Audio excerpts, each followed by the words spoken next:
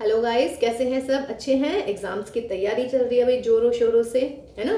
तो चलिए, all the best for your exams. और आज की क्लास है हमारी क्लास 11th के लिए, जो हमारी क्विज हुई थी 12 फरवरी को, चैप्टर नंबर 9 यानी कि सीक्वेंस एंड सीरीज वाली। ठीक, और इस वीडियो का इस क्विज का जो लिंक है वो आपको इस वीडियो के डिस्क्रिप्शन में मिल जाएगा।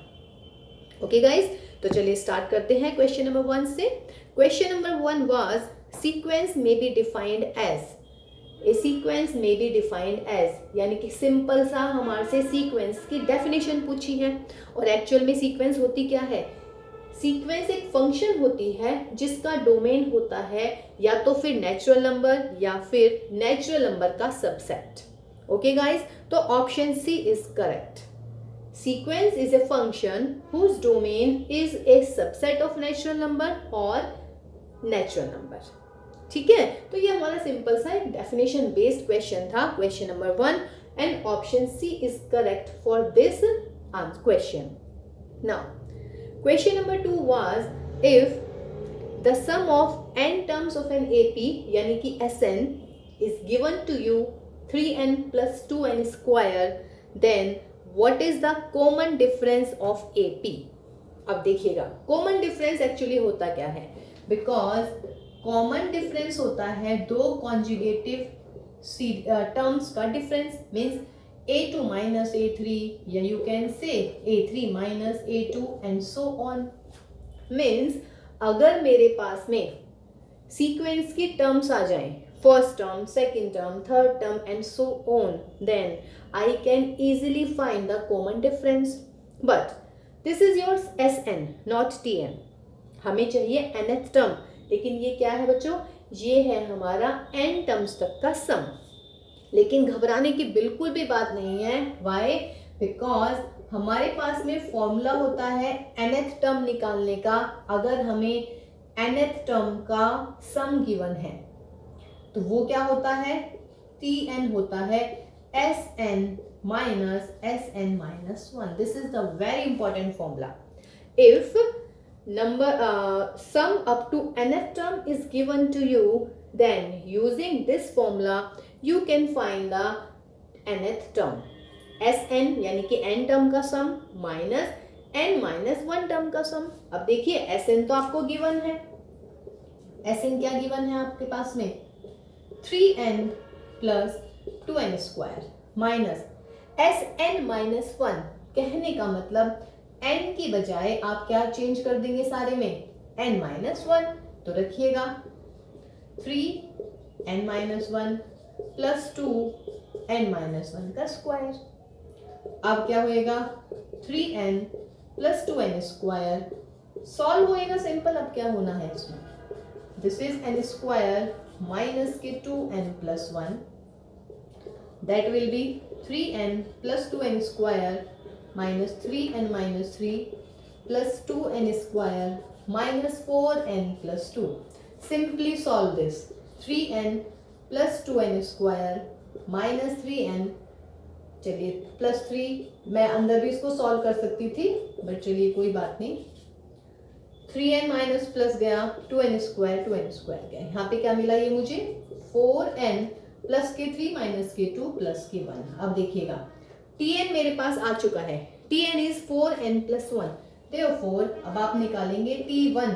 T1 will be 4 into 1 plus 1, that is 4 plus 1 5। T2 क्या हो जाएगा भाई? 4 इंटू 2 प्लस 1 यानी कि 8 plus 1 9, and T3 is 4 into 3 plus 1 यानी कि 12 प्लस 1 इज 13। कहने का मतलब therefore AP is, इसमें एक क्वेश्चन और पूछ सकते थे कि what is AP। AP find out कीजिए, तो AP क्या हो जाएगी? First term is 5, second term is 9, then 13 and so on. AP मिल गई, but my question was what is common difference. तो कॉमन डिफरेंस क्या आ जाएगा? D विल बी 9 माइनस 5 यानी कि व्हाट? 4। तो आंसर जो है इसका ऑप्शन डी है। ठीक है गाइस, तो देखिए एक ही क्वेश्चन में हमने ये यूज किया फॉर्मूला, और अगर इसमें पूछने लगे व्हाट इज द एपी तो हमने एपी निकाल दी। अगर ये पूछने लगे कि एपी हो गई, एपी की कोई सी टर्म निकलवाएं तो आप एपी की वो वाली टर्म भी इजीली फाइंड आउट कर सकते हैं।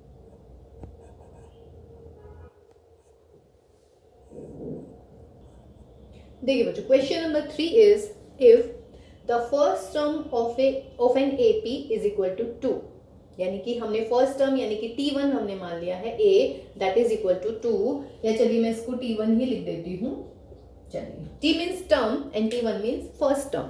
नाउ एक कंडीशन और गिवन थी इस क्वेश्चन में कि sum of the first 5 terms, first 5 terms means what, first 5 terms means A1 plus 8, हाँ सॉरी ए वाली आदत है ना, लेकिन हमने T लिखा है। चलिए, T1 plus T2 plus T3 plus T4 plus T5 is equal to 1/4 of the sum of the next 5 terms.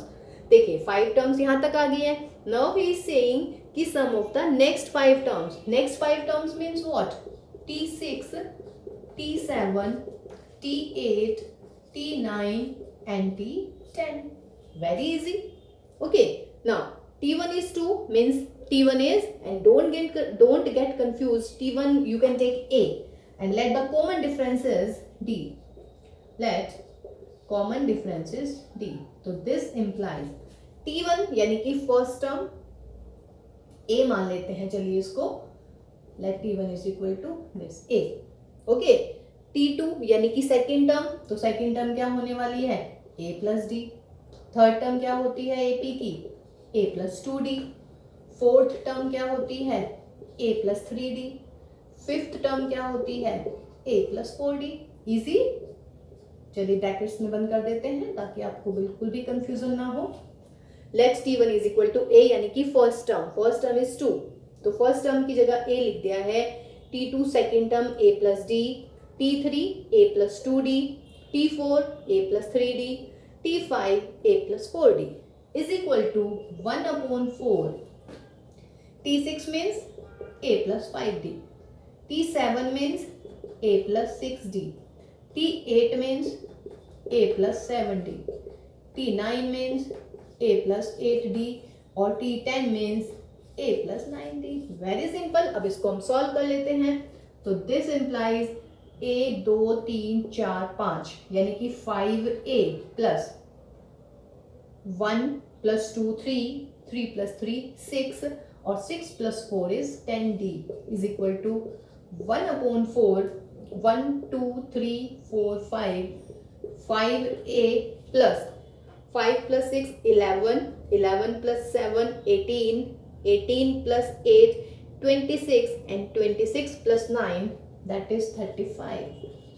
Solve 4 की मल्टीप्लाई इधर कर देते हैं, तो that is 20A plus 40D is equal to 5A plus 35D।